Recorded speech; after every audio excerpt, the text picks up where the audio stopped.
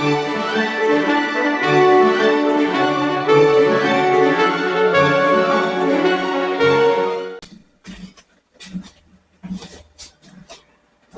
YouTube, welcome back to Dad's Kitchen.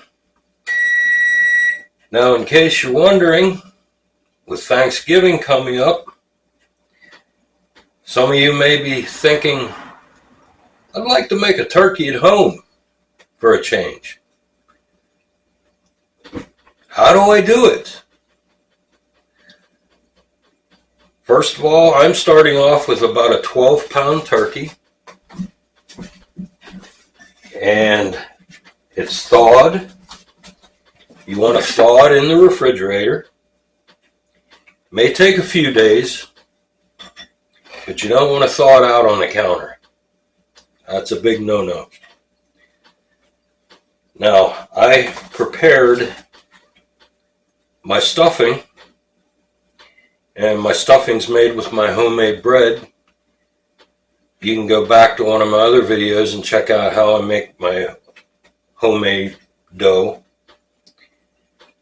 And what I did is I coarsely chopped about a cup of celery, a cup of onions, a stick of butter, and about a cup of chicken broth, and about 4 tablespoons of sage.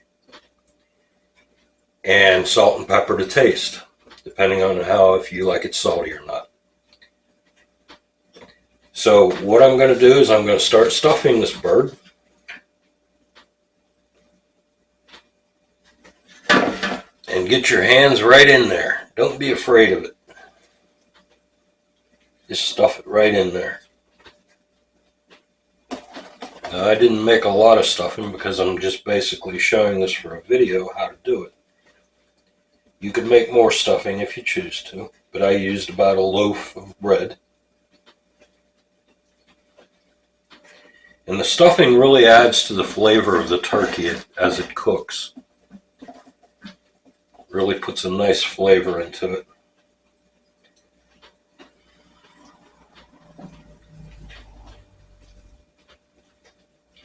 Now what I like to do, there's a little pocket right up front here. I like to put some stuffing in there as well. That helps to flavor the breast meat.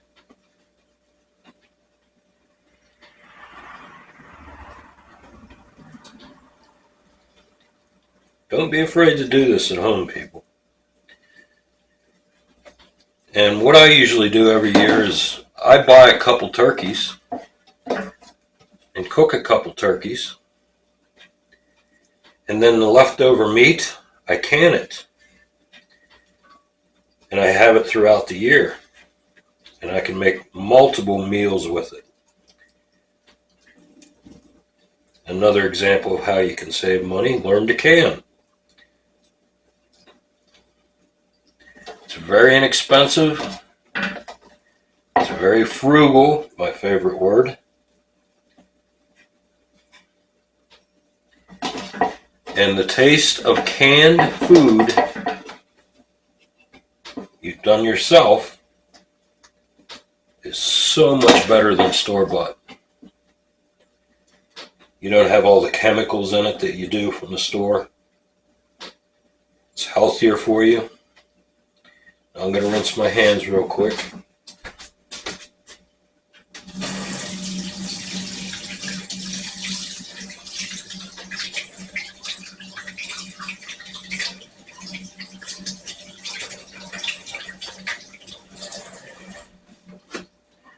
Now what I like to do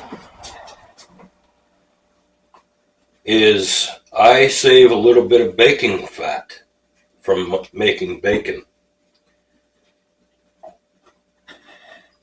And I like to brush a little bit of bacon fat onto the turkey. And here's my famous food brush that I always use. And I'll brush that bacon fat all over the turkey. And as it cooks, it spreads all over the turkey. And what this bacon fat does It helps to make the skin of the turkey crispier and gives it a nice smoky flavor.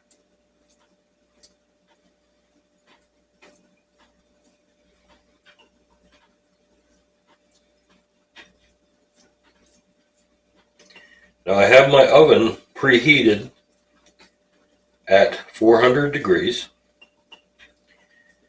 And what I'll do is I'll put this turkey in the oven at 400 degrees for about a half an hour to let the skin get nice and crispy. And then after a half an hour, I turn it down to 325 and I let it roast. Given the size of your turkey, you have to check with the packaging on your turkey, the size and everything. But this size turkey here, I usually let it roast for about 5 hours. And you'll want to take it out periodically, like every hour, hour and a half, and baste it. And basically you take your brush and you take the broth that generates in the roasting pan and you brush it all over the turkey as it's roasting. Now what I do from here is I take some paprika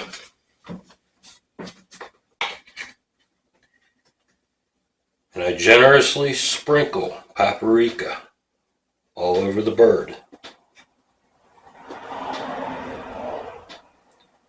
Paprika helps flavoring. Then from there I like to take some salt, just table salt, sprinkle table salt all over it. And take some chicken broth, just standard store-bought chicken broth, and I'll spread it around the turkey into the roaster.